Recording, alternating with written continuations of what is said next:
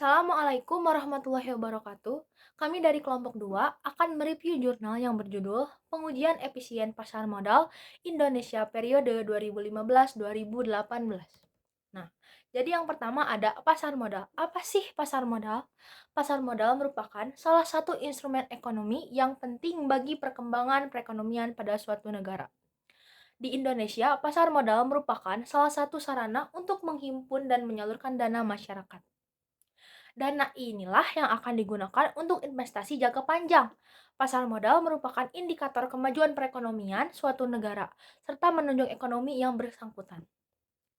Terus pasar modal juga diartikan sebagai salah satu tempat di mana berbagai pihak dapat menjual saham atau stok dan juga obligasi atau bond yang dimiliki dengan tujuan untuk menghimpun dana dari investor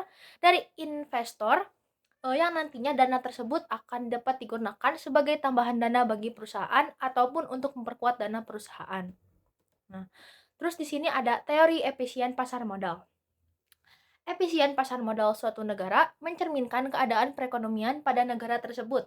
Jika semakin efisien pasar modal suatu negara, maka perekonomian di negara tersebut berjalan semakin baik. Ini karena sebagian pasar sudah mencerminkan informasi yang relevan. Menurut Tandelin 2001.2.112, pasar yang efisien adalah pasar yang dimana harga sekuritasnya diperdagangkan telah mencerminkan suatu informasi yang tersedia.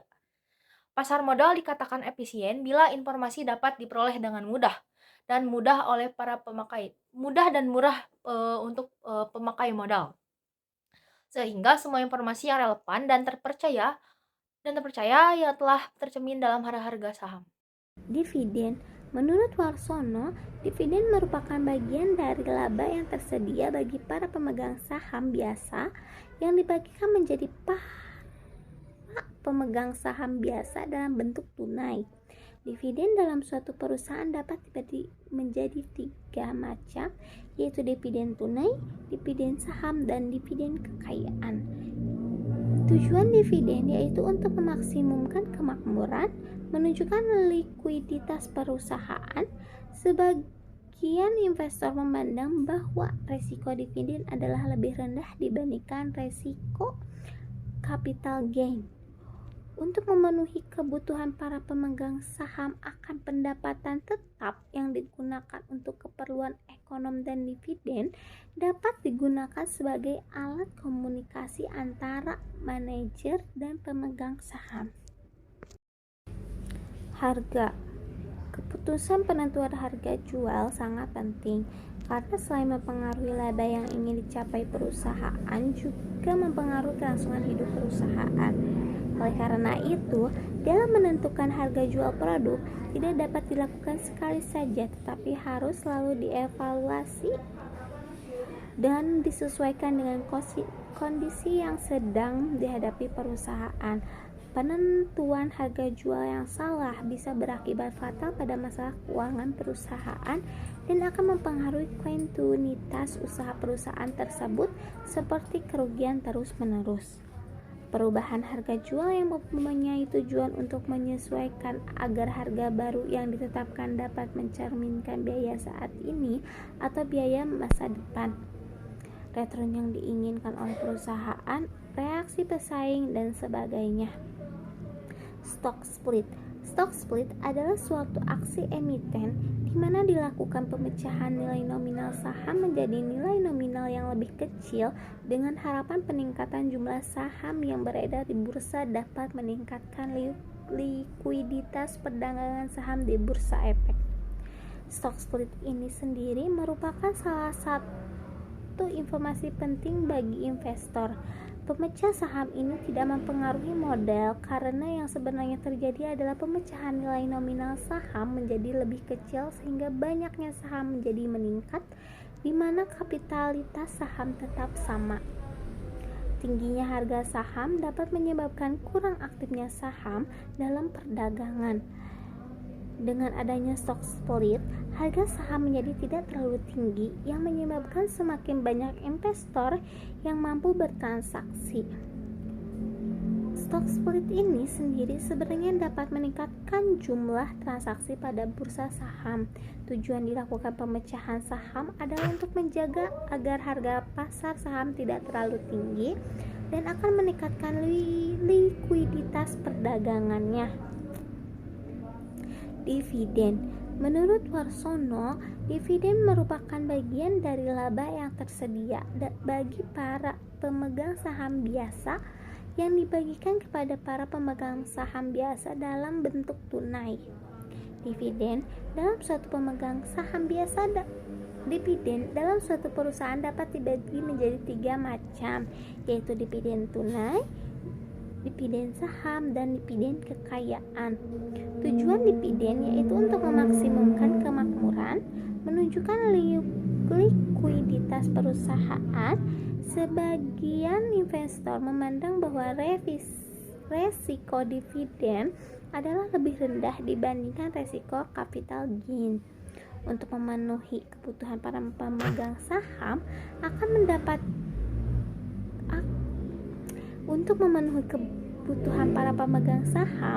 akan pendapatan tetap yang digunakan untuk keperluan ekonomi dan dividen dapat digunakan sebagai alat komunikasi antara manajemen dan pemegang saham. Poin yang selanjutnya ada merger. Merger adalah proses difusi atau penggabungan dua perseroan dengan salah satu di antaranya tetap berdiri dengan nama perseroannya. Sementara yang lainnya lenyap dengan nama dan kekayaan dimasukkan dalam perseroan yang tetap berdiri tersebut. Peraturan Pemerintah Republik Indonesia Nomor 27 Tahun 1998 mendefinisikan merger sebagai perbuatan hukum yang dilakukan oleh dua perseroan atau lebih untuk menggabungkan diri dengan perseroan lain yang telah ada dan selanjutnya perseroan yang menggabungkan diri menjadi bubar. Pernyataan Standar Akuntansi Keuangan PSAK Nomor 22 menyatakan bahwa merger merupakan suatu proses penggabungan usaha dengan jalan mengambil satu atau lebih perusahaan lain. Setelah terjadi pengalihan, maka perusahaan yang diakuisisi atau dibubarkan sehingga keberadaannya sebagai badan hukum lenyap. Dengan demikian, kegiatan usahanya dilanjutkan oleh perusahaan yang mengambil alih.